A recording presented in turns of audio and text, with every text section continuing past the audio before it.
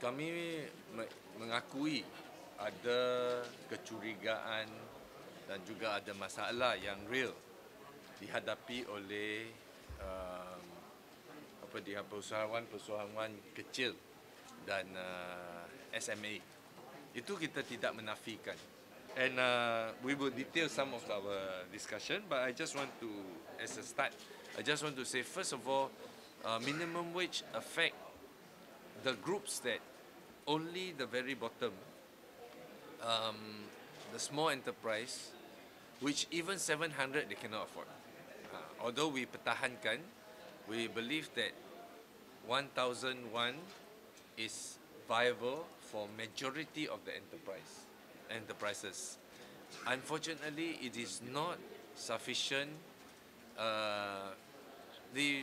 The smaller enterprise are not sufficiently protected, and the government hasn't given them enough support for them to sustain even 700.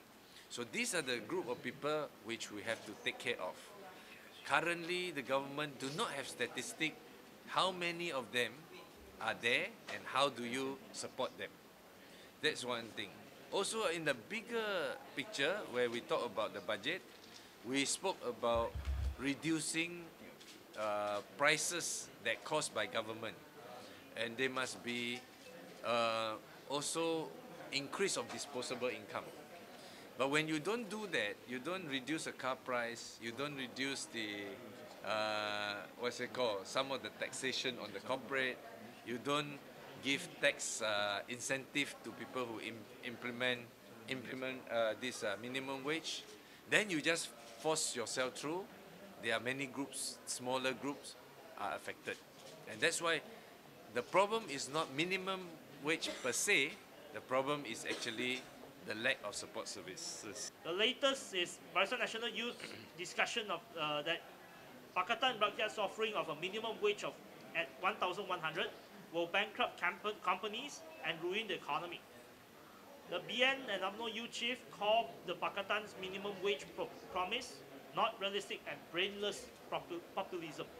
Now, here we challenge, or we actually want Khairy to join us to demand the government to declassify a confidential report by the World Bank entitled Optimal Design for a Minimum Wage Policy in Malaysia, dated 28th of July 2011. Pada 28 hari bulan Julai tahun lepas, 2011, Bank Dunia mengeluarkan satu laporan rahsia kepada kerajaan Malaysia, dan kami minta kerajaan supaya diklasifikasi laporan rahsia itu dan menunjukkan keadaan sebenar. In that report, it shows that most of the industry would not be really affected except the low-end manufacturing industry. The low-end manufacturing industry will be affected even if the minimum wage is set at 700 ringgit. So the real solution is not to say no to minimum wage, but to help the bottom low-end manufacturing to automate, to move up the ladder. So this is our basic point. If you check with Ministry of Human Resources, the labs that they prepare for the minimum wage policies, I myself actively involved. Tuan Syed Shahil also involved. Charles Santiago, we all went there, and we have various type of discussion. The figures will vary from between 800, 1,000 to 1,002. There was a lot of discussion, and I want to ask the government, based on what they are putting 800.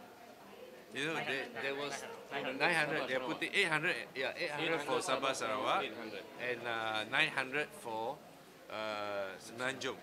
What basis they form such policy, which we have not heard from government? Why is this? You know, if you want to take care of the very small one, as the World Bank report said, 700 also they cannot support if we just pure by market.